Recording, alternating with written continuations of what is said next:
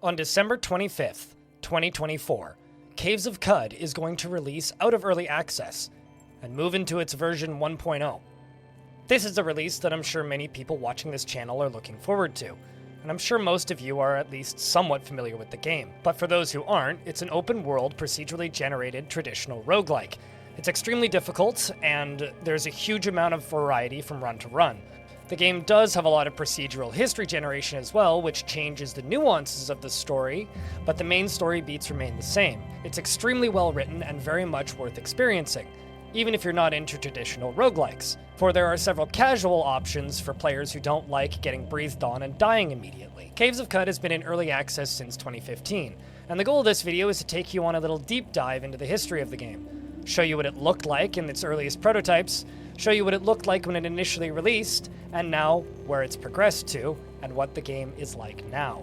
Back in 2007, Brian Becklew and Jason Greenblatt decided to start working on a game that they wanted to play. A game based on the pen and paper role-playing game Gamma World, and other tabletop rule sets such as Dungeons & Dragons, with a post-apocalyptic sci-fi fantasy theme. I tried to look for some old posts about the game back in 2007. I didn't have so much luck. Fortunately, I was able to find this on the Bay 12 forums. It almost seems like most of my favorite games stem from there. I know that there was discussions on something awful, but the only thread I was able to find was from 2015, when it launched in early access on Steam. So I had to go further back. On December 17th, 2010, Getter77 on the Bay 12 forums posts a quote post, taken directly from Freehold Games, talking about a basic description of what Caves of Cud is. And they include a forums link, which is now unfortunately dead. But if you open up the link in the Wayback Machine, you get the original Freehold Games forums. The internet in 2010 was very different. Now it does say that there's a public link where you can download it now, and unfortunately I wasn't able to get this to download anything usable. It would just take me to an error page on the Internet Archive. The patch notes worked, however, and if you've played Caves of Cud even remotely recently, I gotta say that these patch notes are worth scrolling through. They're quite the trip. Now, even though that download link didn't work, I was able to find an alternative. Through the Wayback Machine, on the Caves of Cud subreddit, there is this. In the downloads section, the Steam version and the free version. To my knowledge, this free version that you can download from the subreddit in 2016 is the earliest known version of Caves of Cud. So let's see what it looks like. Because I'm using Linux, and at the time, Caves of Cud only ran on Windows, I had to launch it through Lutris.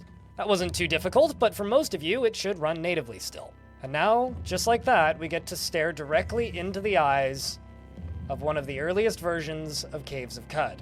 A very primitive game, but you can still see the framework of the modern game in here. The mutant character creation screen is still very similar.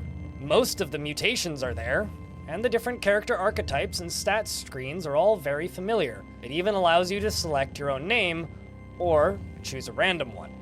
Once in Yappa, I begin exploring.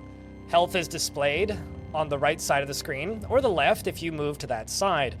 Stats are above that, and your XP is displayed down below. Recent happenings show up in a timeline along the side of the screen, and I moved through the familiar space of Yappa and spoke with the Elder.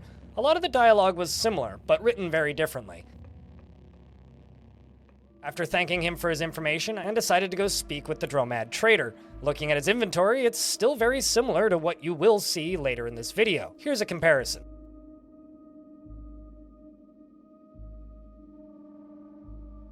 The world map is still very reminiscent of the modern game. You can even see the spindle off in the distance.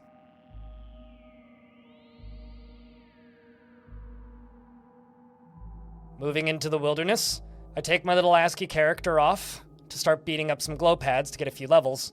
XP is much harder to come by, so I decided it might be smart to just simply go get a quest. I went back to Yappa and spoke with Mahmet, the first quest giver, and asked him for a quest. He told me to go to Red Rock and find a spider's body. Well, that shouldn't be too difficult. After all, I know exactly what to do in this quest. I began moving north. In this version of the game, Red Rock is in the mountains, instead of just being on the edge of the mountains, but it was easy to fast travel to. I killed a few goats and moved down into the first levels of Red Rock, and almost immediately I get killed by some plants. In these early versions of Caves of Cud, the mutants, like the one I was playing, were extremely underpowered. It was very, very, very difficult to actually get going as a mutant. You started with nothing, pretty much, and your starting stats were very low. Later versions, mutants are much better balanced, and if anything, are the stronger of the two classes in the late game. Because of this, I decided to start another run as a Truekin, which is a cyborg human. They have much higher starting stats, and their survivability in the early game is much greater. So I decided to roll up a Truekin.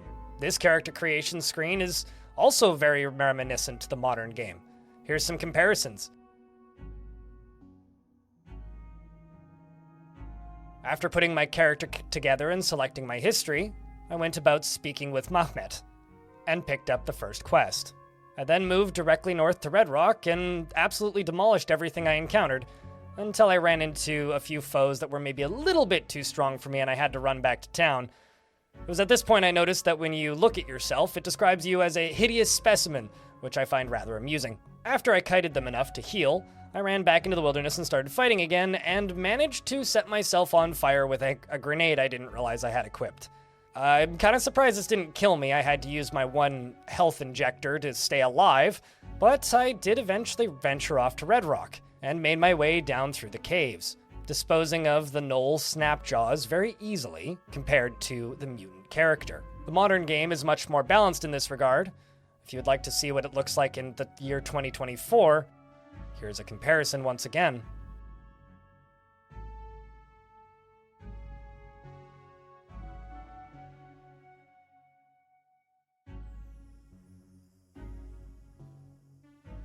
Checking my inventory for everything I do actually have, I still have plenty of grenades left over after the one I hit myself with. And as I made my way to the bottom of Red Rock, I found the Gershling, which is the item needed for the quest. After killing it, I pick up its corpse and went back to town, using the automatic Find Nearest Stairway Up button, which works just fine, even though there's no auto-explore in this version. After making it back to town, I turned in the quest. When Caves of Qud launched in early access on Steam in 2015, it looked considerably different. The website had been overhauled and the forums had been completely gutted and rebuilt from the ground up. The 2015 version of Caves of Qud had two options of play. You could turn the tile set on or the tile set off. If you were playing with the tile set off, it looked much more reminiscent to the early prototypes.